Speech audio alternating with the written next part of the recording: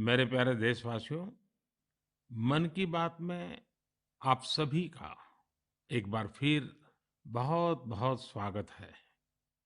आज इस चर्चा को शुरू करते हुए मन मस्तिष्क में कितने ही भाव उमड़ रहे हैं। हमारा और आपका मन की बात का ये साथ अपने 99 पायदान पर आ पहुंचा है। आमतौर पर हम सुनते हैं कि 99 का फेर बहुत कठिन होता है। क्रिकेट में तो नर्वस 90 को बहुत मुश्किल पड़ाव माना जाता है। लेकिन जहां भारत के जन जन के मन की बात हो, वहां की प्रेरणा ही कुछ और होती है। मुझे इस बात की भी खुशी है कि मन की बात के 100वें एपिसोड को लेकर देश के लोगों में बहुत उत्साह है। मुझे बहुत सारे संदेश मिल रहे हैं, फोन आ रहे हैं। आज जब हम आजादी का अमृतकाल मना रहे हैं, नए संकल्पों के साथ आगे बढ़ रहे हैं, तो 100वें मन की बात को लेकर आपके सुझावों और विचारों को जानने के लिए मैं भी बहुत उत्सुक हूँ। मुझे आपके ऐसे सुझावों का बेसब्री से इंतजार है। वैसे तो इंतजार हमेशा होता है, लेकिन इस बार ज्यादा है।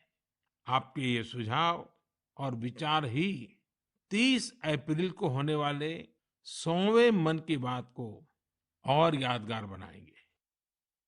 मेरे प्यारे देशवासियों, मन की बात में हमने ऐसे हजारों लोगों की चर्चा की है जो दूसरों की सेवा के लिए अपना जीवन समर्पित कर देते हैं। कई लोग ऐसे होते हैं जो बेटियों की शिक्षा के लिए अपनी पूरी पेंशन लगा देते हैं। कोई अपने पूरे जीवन की कमाई पर्यावरण और जीव सेवा के लिए समर्पित कर देता है। हमारे देश में परमार्थ को इतना ऊपर रखा गया है कि दूसरों के सुख के लिए लोग अपना सर्वस्व दान देने में भी संकोच नहीं करते। इसलिए तो हमें बचपन से शिवी और दधीची जैसे देह दानियों की गाथाएं सुनाई जाती हैं। साथियों, आधुनिक मेडिकल साइंस के इस दौर में ऑर्गन डोनेशन किसी को जीवन देने का एक बहुत बड़ा माध्यम बन चुका है। कहते हैं, जब एक व्यक्ति मृत्यु के बाद अपना शरीर दान करता है, तो उससे 8 से 9 लोगों को एक नया जीवन मिलने की संभावना बनती है। संतोष की बात है कि आज देश में ऑर्गन डोनेशन के प्रति जागरूकता भी बढ़ रही है। साल 2013 में हमारे देश में ऑर्गन डोनेशन के 5,000 से भी कम केसेस थे। लेकिन 2022 में ये संख्या बढ़कर 15,000 से ज्यादा हो गई है। ऑर्गन डोनेशन करने वाले व्यक्तियों ने, उनके परिवार ने वाकई बहुत पुण्य का काम किया है। साथियों, मेरा बहुत समय से मन था कि मैं ऐसा पुण्य कार्य करने वाले लोगों के मन की बात जानूं और इसे देशवासियों के साथ भी शेयर करूं। इसलिए आज मन की बात में हमारे साथ एक प्यारी सी बिटिया, एक सुंदर गुड़िया के पिता और उनकी माताजी हमारे साथ जुड़ने जा रहे हैं। पिताजी का नाम है सुखबीर सिंह संधू जी और माताजी का नाम है सुप्रीत कौर जी। ये परिवार पंजाब के अमृतसर में रहते हैं। बहुत मन्नतों के बाद उन्हें एक बहुत सुंदर गुड़िया, बिटिया हुई थी। घर के लोगों ने बहुत प्यार से उसका नाम रखा था अबाबत कौर। अबाबत का अर्थ दूसरे की सेवा से जुड़ा है, दूसरों का कष्ट दूर करने से जुड़ा है। अबाबत जब सिर्फ 39 दिन की थी, तभी वो ये दुनिया छोड़कर चली गई।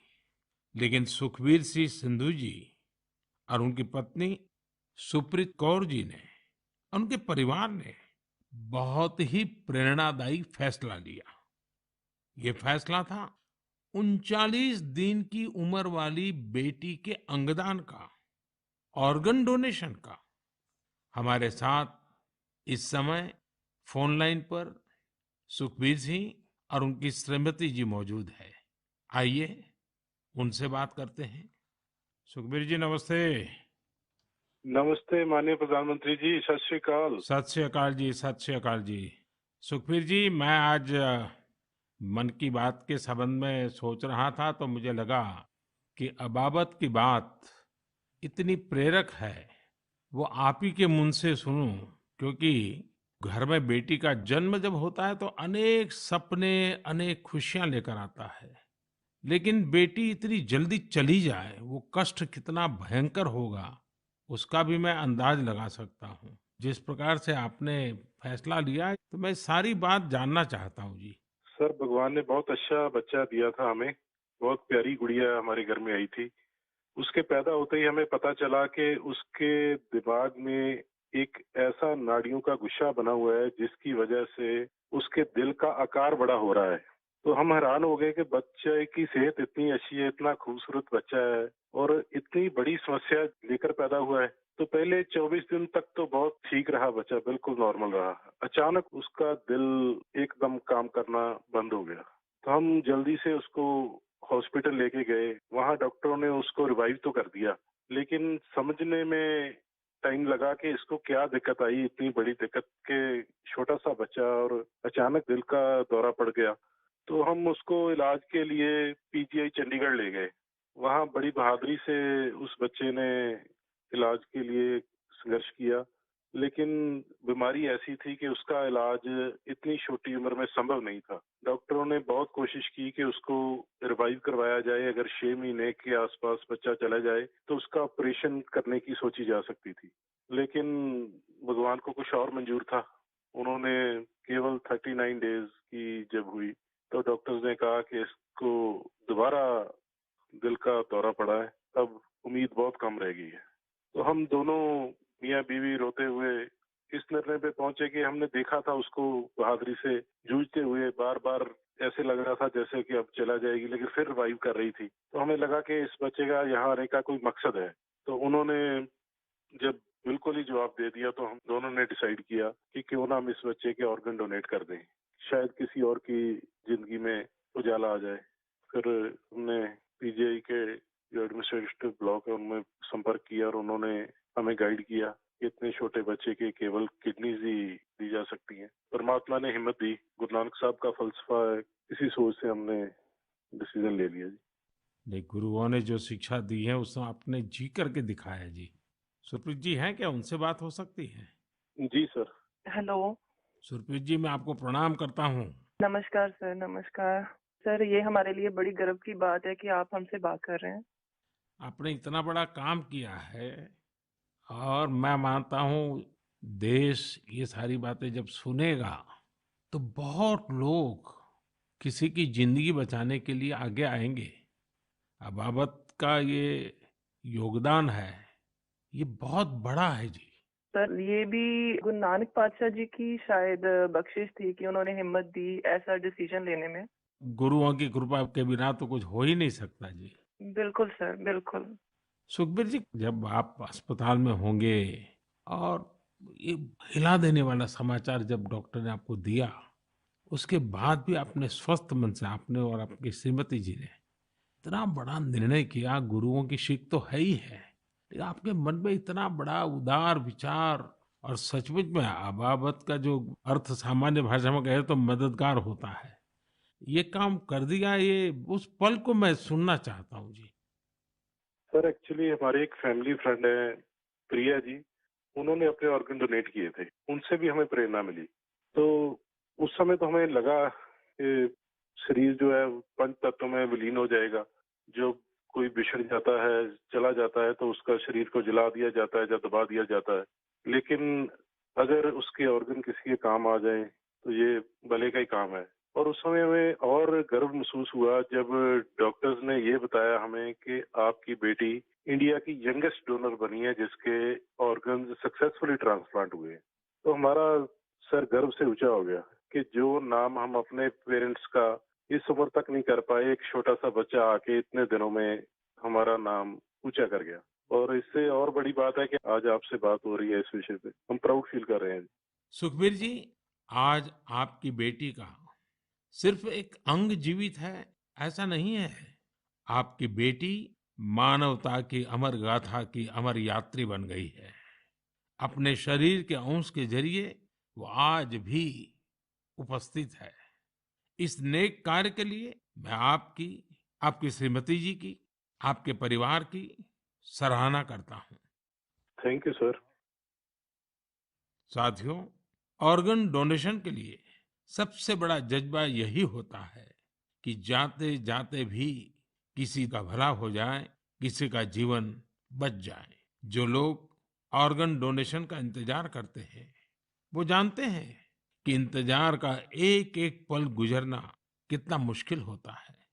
और ऐसे में जब कोई अंगदान या देहदान करने वाला मिल जाता है तो उसमें ईश्वर का स्वरूप ही नजर आता है। झारखंड की रहने वाली स्नेहलता चौधरी जी भी ऐसी ही थी, जिन्होंने ईश्वर बनकर दूसरों को जिंदगी दी। 63 वर्ष की स्नेहलता चौधरी जी अपना हार्ट, किडनी और लीवर दान करके गई। आज मन की बात में उनके बेटे भाई अभिजीत चौधरी जी हमारे साथ हैं। आइए उनसे सुनते हैं। अभिजीत जी नमस्कार। प्रणाम सर। अभिजीत जी, आप एक ऐसी माँ के बेटे हैं जिसने आपको जन्म देकर एक प्रकार से जीवन तो दिया ही, लेकिन और जो अपनी मृत्यु के बाद भी आपकी माता जी कई लोगों को जीवन दे करके गई। एक पुत्र के नाते अभिजीत आप जरूर गर्व अनुभव करते होंगे। हाँ जी सर। आप अपनी माताजी के बारे में जरा बताइए, किन परिस्थितियों में ऑर्गन डोनेशन का फैसला लिया गया? मेरी माताजी सरायकेला बोल के एक छोटा सा गांव है झारखंड में, वहां पे मेरे मम्मी पापा दोनों रहते हैं। ये पिछले 25 साल से लगातार मॉर्निंग वॉक करती थी और अपने हैबिट के अनुसार सुबह 4 बजे अपने मॉर्निंग वॉक के लिए निकली थी। उस समय एक मोटरसाइकिल वाले ने इनको पीछे से धक्का मारा और वो उसी समय गिर गई, जिससे उनको सर पे बहुत ज्यादा चोट लगा। तुरंत हम लोगों ने उनको सदर अस्पताल सरायकेला ले गए, जहां डॉक्टर साहब ने उनकी मरहम पट्टी की, पर खून बहुत निकल रहा था और उनको कोई सेंस नहीं था। तुरंत हम लोगों ने उनको टाटा मेन हॉस्पिटल लेके चले गए। वहां उनकी सर्जरी हुई। 48 घंटे के ऑब्जर्वेशन के बाद डॉक्टर साहब ने बोला कि वहां पे चांसेस बहुत कम है। फिर हमने उनको एयरलिफ्ट करके एम्स दिल्ली लेके आए हम लोग। यहाँ पे उनकी ट्रीटमेंट हुई तकरीबन 7-8 दिन। उसके बाद पोजीशन ठीक था। एक दिन उनका ब्लड प्रेशर काफी गिर गया। उसके बाद पता चला उनकी ब्रेन डेथ हो गई है। तब फिर डॉक्टर साहब हमें प्रोटोकॉल के हिसाब ब्रीफ कर रहे थे ऑर्गन डोनेशन के बारे में। हम अपने पिताजी को शायद ये नहीं बता पाते कि ऑर्गन डोनेशन टाइप का भी कोई चीज होता है, क्योंकि हमें लगा वो उस बात को एब्जॉर्ब नहीं कर पाएंगे। तो उनके दिमाग से हम ये निकालना चाहते थे कि ऐसा कुछ चल रहा है। जैसे हमने उनको बोला कि ऑर्गन डोनेशन की बातें चल रही है, तब उन्होंने बोला कि नहीं नहीं, ये मम्मी का बहुत मन था और हमें ये करना है। हम काफी निराश थे उस समय तक, जब तक हमें ये पता चला था कि मम्मी नहीं बच सकेगी। पर जैसे ही ये ऑर्गन डोनेशन वाला डिस्कशन चालू हुआ, वो निराशा एक बहुत ही पॉजिटिव साइड चला गया और हम काफी अच्छे, एक बहुत ही पॉजिटिव एनवायरनमेंट में आ गए। उसको करते करते फिर हम लोग रात में 8 बजे काउंसलिंग हुई। दूसरे दिन हम लोगों ने ऑर्गन डोनेशन किया। इसमें मम्मी का एक सोच बहुत बड़ा था कि पहले वो काफी नेत्रदान और इन चीजों में, सोशल एक्टिविटीज में ये बहुत एक्टिव थी। शायद यही सोच को लेकर के ये इतना बड़ा चीज हम लोग कर पाए। और मेरे पिताजी का जो डिसीजन मेकिंग था इस चीज के बारे में, इस कारण से ये चीज हो पाया। कितने लोगों को काम आया अंग? इनका हार्ट, 2 किडनी, लिवर और दोनों आंख, ये डोनेशन हुआ था। तो 4 लोगों की जान और 2 जनों को आंख मिला है। अभिजीत जी, आपके पिताजी और माताजी दोनों नमन के अधिकारी हैं। मैं उनको प्रणाम करता हूँ। और आपके पिताजी ने इतने बड़े निर्णय में आप परिवारजनों का नेतृत्व किया, ये वाकई बहुत ही प्रेरक है।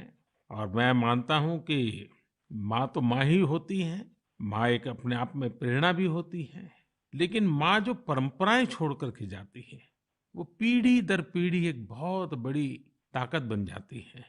अंगदान के लिए आपकी माताजी की प्रेरणा आज पूरे देश तक पहुंच रही है। मैं आपके इस पवित्र कार्य और महान कार्य के लिए आपके पूरे परिवार को बहुत बहुत बधाई देता हूं। अभिजीत जी धन्यवाद जी, और आपके पिताजी को हमारे प्रणाम जरूर कह देना। जरूर जरूर। Thank you. साथियों, 39 दिन की अबाबत कौर हो या 63 वर्ष की स्नेहलता चौधरी, इनके जैसे दानवीर हमें जीवन का महत्व समझाकर जाते हैं।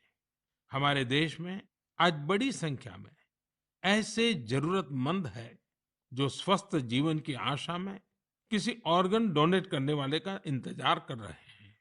मुझे संतोष है कि अंगदान को आसान बनाने और प्रोत्साहित करने के लिए पूरे देश में एक जैसी पॉलिसी पर भी काम हो रहा है।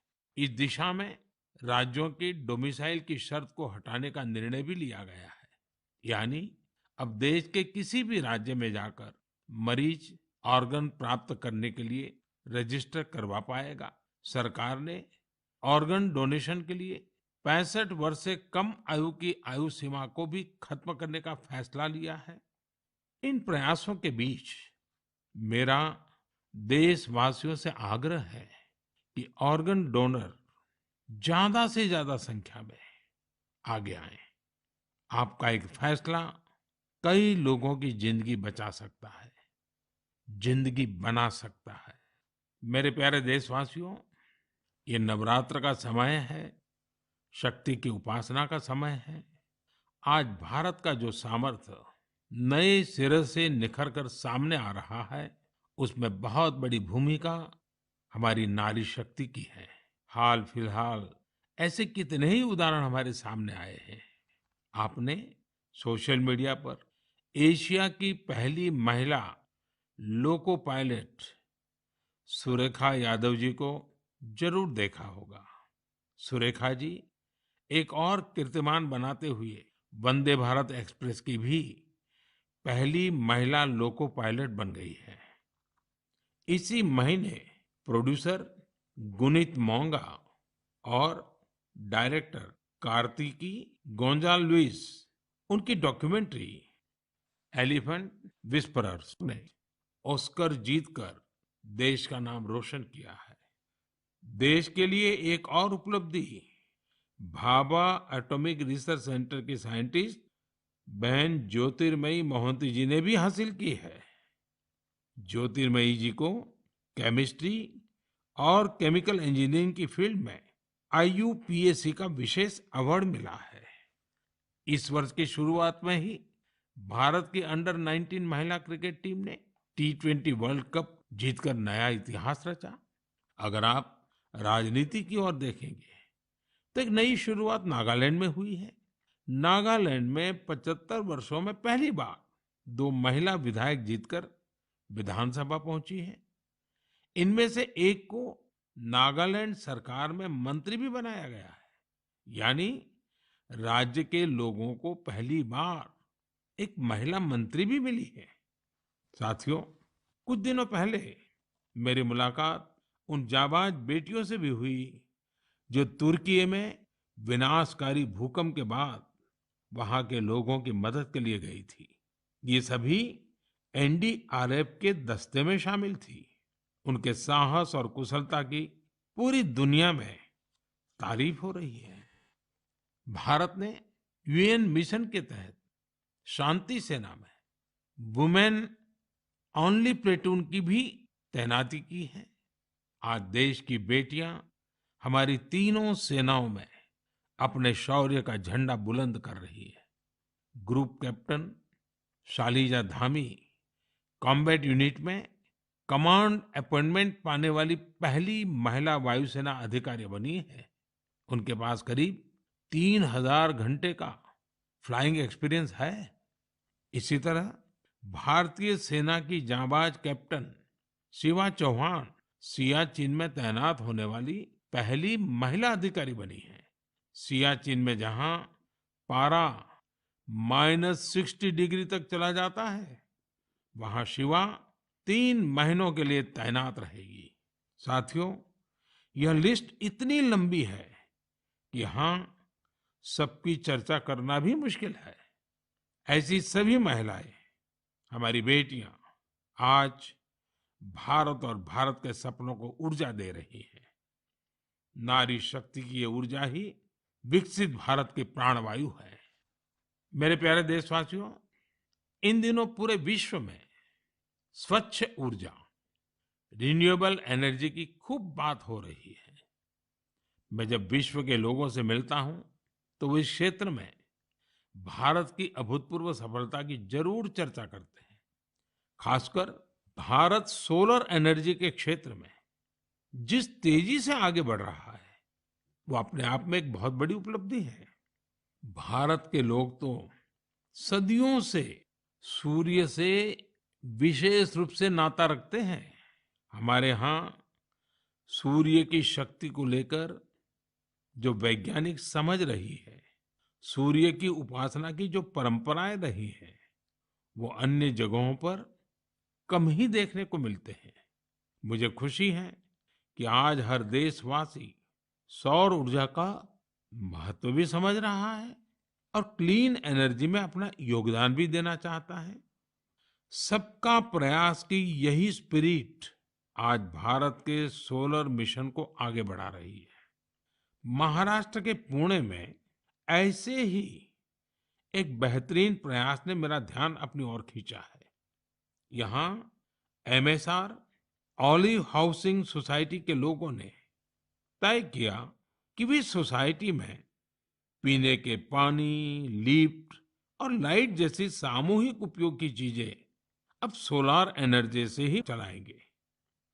इसके बाद इस सोसाइटी में सबने मिलकर सोलर पैनल लगवाए। आज इन सोलर पैनल से हर साल करीब 90,000 किलोवाट आवर बिजली पैदा हो रही है। इससे हर महीने लगभग 40,000 रुपए की बचत हो रही है। इस बचत का लाभ सोसाइटी के सभी लोगों को हो रहा है। साथियों, पुणे की तरह ही दमन दीव में जो दीव है, जो एक अलग जिला है, वहां के लोगों ने भी एक अद्भुत काम करके दिखाया है। आप जानते ही होंगे कि दीव सोमनाथ के पास है। दीव भारत का पहला ऐसा जिला बना है जो दिन के समय सभी जरूरतों के लिए 100% क्लीन एनर्जी का इस्तेमाल कर रहा है। दीव की इस सफलता का मंत्र भी सबका प्रयास ही है। कभी यहाँ बिजली उत्पादन के लिए संसाधनों की चुनौती थी। लोगों ने इस चुनौती के समाधान के लिए सोलर एनर्जी को चुना। यहाँ बंजर जमीन और कई बिल्डिंग्स पर सोलर पैनल्स लगाए गए। इन पैनल से दीव में दिन के समय जितनी बिजली जरूरत होती है उससे ज्यादा बिजली पैदा हो रही है। इस सोलर प्रोजेक्ट से बिजली खरीद पर खर्च होने वाले करीब 52 करोड़ रुपए भी बचे हैं। इससे पर्यावरण की भी बड़ी रक्षा हुई है। साथियों, पुणे और दीव उन्होंने जो कर दिखाया है, ऐसे प्रयास देश भर में कई और जगहों पर भी हो रहे हैं। इनसे पता चलता है कि पर्यावरण और प्रकृति को लेकर हम भारतीय कितने संवेदनशील हैं और हमारा देश किस तरह भविष्य की पीढ़ी के लिए बहुत जागृत है। मैं इस तरह के सभी प्रयासों की हृदय से सराहना करता हूं। मेरे प्यारे देशवासियों, हमारे देश में समय के साथ स्थिति परिस्थितियों के अनुसार अनेक परंपराएं विकसित होती है। यही परंपराएं हमारी संस्कृति का सामर्थ्य बढ़ाती हैं और उसे नित्य नूतन प्राण शक्ति भी देती है। कुछ महीने पहले ऐसी ही एक परंपरा शुरू हुई काशी में। काशी तमिल संगमम के दौरान काशी और तमिल क्षेत्र के बीच सदियों से चले आ रहे ऐतिहासिक और सांस्कृतिक संबंधों को सेलिब्रेट किया गया। एक भारत श्रेष्ठ भारत की भावना हमारे देश को मजबूती देती है। हम जब एक दूसरे के बारे में जानते हैं, सीखते हैं, तो एकता की ये भावना और प्रगाढ़ होती है। यूनिटी की इसी स्पिरिट के साथ अगले महीने गुजरात के विभिन्न हिस्सों में सौराष्ट्र तमिल संगमम होने जा रहा है। सौराष्ट्र तमिल संगमम 17 से 30 अप्रैल तक चलेगा। मन की बात के कुछ श्रोता जरूर सोच रहे होंगे कि गुजरात के सौराष्ट्र का तमिलनाडु से क्या संबंध है। दरअसल सदियों पहले सौराष्ट्र के अनेकों लोग तमिलनाडु के अलग-अलग हिस्सों में बस गए थे। ये लोग आज भी सौराष्ट्री तमिल के नाम से जाने जाते हैं। उनके खान-पान, रहन-सहन, सामाजिक संस्कारों में आज भी कुछ-कुछ सौराष्ट्र की झलक मिल जाती है। मुझे इस आयोजन को लेकर तमिलनाडु से बहुत से लोगों ने सराहना भरे पत्र लिखे हैं। मदुरई में रहने वाले जयचंद्रन जी ने एक बड़ी ही भावुक बात लिखी है। उन्होंने कहा है कि 1000 साल के बाद पहली बार किसी ने सौराष्ट्र तमिल के इन रिश्तों के बारे में सोचा है। सौराष्ट्र से तमिलनाडु आकर के बसे हुए लोगों को पूछा है। जयचंद्रन जी की बातें हजारों तमिल भाई बहनों की अभिव्यक्ति है। साथियों, मन की बात के श्रोताओं को मैं असम से जुड़ी हुई एक खबर के बारे में बताना चाहता हूँ। ये भी एक भारत श्रेष्ठ भारत की भावना को मजबूत करती है। आप सभी जानते हैं कि हम वीर लासित बोरफुकन जी की 400वीं जयंती मना रहे हैं। वीर लासित बोरफुकन ने अत्याचारी मुगल सल्तनत के हाथों से गुवाहाटी को आजाद करवाया था। आज देश इस महान योद्धा के अदम्य साहस से परिचित हो रहा है। कुछ दिन पहले लासित बोरफुकन के जीवन पर आधारित निबंध लेखन का एक अभियान चलाया गया था। आपको यह जानकर आश्चर्य होगा कि इसके लिए करीब 45 लाख लोगों ने निबंध भेजे।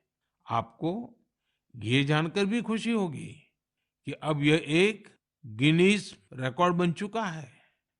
और सबसे बड़ी बात है, और जो ज्यादा प्रसन्नता की बात यह है कि वीर लासित बोरफुकन पर ये जो निबंध लिखे गए हैं, उसमें करीब करीब 23 अलग अलग भाषाओं में लिखा गया है और लोगों ने भेजा है।